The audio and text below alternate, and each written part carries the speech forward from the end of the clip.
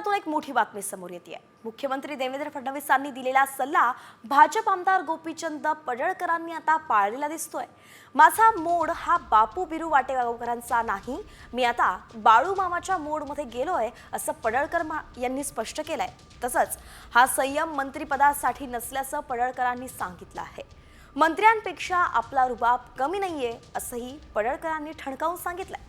पडळकर हे एक चांगलं भविष्य असणारे नेते आहेत, मात्र त्यांनी बोलताना संयम ठेवला पाहिजे असाच सल्ला फडणवीसांनी दिला होता।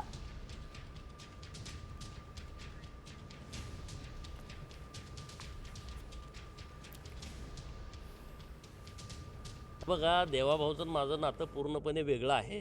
त्यांनी मला संयमी राहायच्या सूचना दिलेल्या आहेत, त्यामुळं आता मी बाळू मामाच्या मोडमध्ये गेलो आहे।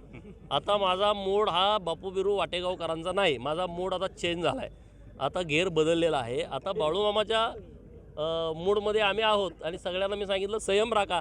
आणि आपलाच नेता राज्याचा मुख्यमंत्री झालेला आहे, whole power is our power.